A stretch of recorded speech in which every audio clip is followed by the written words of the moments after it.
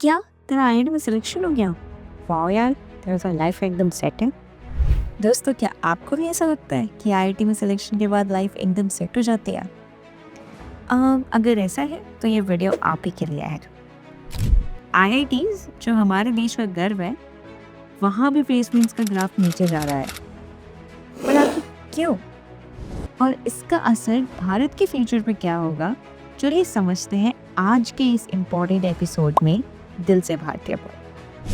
दोस्तों, recent data के मुताबिक आईआईटी बॉम्बे का प्लेसमेंट रेट 2022-23 में 82% था, जो 2023-24 में गिरकर 75% हो गया है। आईआईटी गुवाहाटी और खड़गपुर में भी ऐसे ही ट्रेंड्स देखने को मिलते हैं, पर नंबर्स के पीछे की कहानी समझना जरूरी है। प्लेसमेंट गिरावट का मतलब है कि जो हमारे देश के ब्राइटेस्ट स्टूडेंट हैं, उन्हें उनकी मेहनत के हिसाब से अपॉर्चुनिटीज नहीं मिल रही है। चलिए इसके पीछे के फैक्टर्स एक्सप्लोर करते हैं। सबसे पहला फैक्टर है पोस्ट कोविड हायरिंग स्लोडाउन। 2020-21 के कोविड के दौरान कंपनी ने हायरिंग फ्रीज कर दी थी।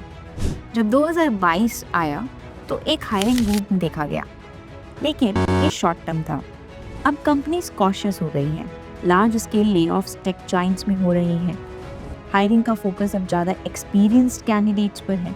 फ्रेशर्स के लिए अपॉर्चुनिटीज लिमिटेड हो गई हैं और कंपनीज फ्यूचर अनसर्टेनिटी की वजह से अपने हायरिंग बजट्स रिड्यूस कर रही हैं। ये कुछ बड़े रीजंस हैं जो प्लेसमेंट्स पर डायरेक्टली असर डाल रहे हैं। मतलब एक बबल क्रिएट हुआ जो अब बर्स्ट कर रहा है। दूसरा बड़ा रीजन है टेक इंडस्ट्री का ग्लोबल स्लोडाउन। टेक इंडस्ट्री जो ट्रेडिशनली आईआईटी ग्रेजुएट्स का सबसे बड़ा रिक्रूटर है, अब स्ट्रगल कर रहा है। ग्लोबल रिसेशन फेयर्स और फंडिंग विंटर के कारण स्टार्टअप्स काफ़ी प्रेशर में हैं। कई स्टार्टअप्स बंद हो चुके हैं और जो बचे हैं वो अपने रिसोर्सेज कंजर्व कर रहे हैं। इवन एमएनसीज जैसे गूगल और अमेज़न हायरिंग फ्रीज या लेऑफ्स के लिए जाने जा रहे हैं। ये सिर्फ इंडिया तक सीमित नहीं है, ये एक ग्लोबल इशू है। लेकिन इसका सबसे ज़्यादा असर भारत के यूथ पर हो रहा है। जो रोल्स ट्रेडिशनली आईआईटी ग्रेजुएट्स के लिए रिजर्व्ड होते थे, अब वो रिस्ट्रिक्टेड या एलिमिनेट हो रहे हैं। थर्ड रीजन आता है growing batch sizes but fewer jobs. एक और बड़ा इशू है बैच साइजेस का डिस्प्रोपोर्शनेट ग्रोथ।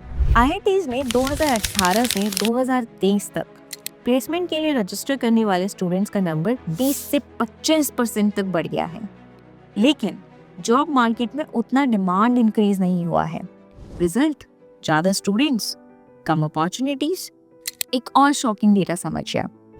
आईआईटी खड़गपुर में 2023-24 में 2668 स्टूडेंट्स प्लेसमेंट के लिए रजिस्टर्ड थे, लेकिन सिर्फ 1662 यानी कि 1662 स्टूडेंट्स को ही जॉब मिली। ये गैप डायरेक्टली कंपटीशन बढ़ाता है और इस वजह से स्टूडेंट्स के लिए स्ट्रेस और इनसिक्योरिटी काफ़ी बढ़ जाती है। फोर्थ रीजन है पोस्ट ग्रेजुएट स्टूडेंट्स के लिमिटेड करियर ऑप्शंस। दोस्तों, आईआईटीज के प्लेसमेंट डेटा का एक मेजर पोर्शन बीटेक स्टूडेंट्स पर फोकस करता है, लेकिन पोस्ट ग्रेजुएट, एमटेक और पीएचडी स्टूडेंट्स के लिए रोल्स काफ़ी लिमिटेड हैं। कंपनीज एडवांस रिसर्च या नीचे रोल्स के लिए ज़्यादा हायरिंग नहीं करती हैं। कई पीजी स्टूडेंट्स के लिए एंटरप्रेन्योरशिप या ऑफ कैंपस प्लेसमेंट्स एक बेटर ऑप्शन बन जाता है। कई स्टूडेंट्स प्लेसमेंट के लिए रजिस्टर करते हैं लेकिन एक्चुअली परस्यू नहीं करते। इसका मतलब कि एक लार्ज पोर्शन ऑफ टैलेंट या तो ओवरलुक हो रहा है या कम्प्लीटली वेस्ट हो रहा है। और फिफ्थ एंड आखिरी रीजन है इंडिया का हायर स्टडीज एक्सोडस। ये प्रॉब्लम सिर्फ जॉब्स की नहीं है। कई टैलेंटेड स्टूडेंट्स हायर एजुकेशन के लिए इंडिया छोड़कर अब्रॉड चले जा रहे हैं। Reason better infrastructure, higher salaries और एडवांस्ड रिसर्च अपॉर्चुनिटीज का लैक इंडिया में।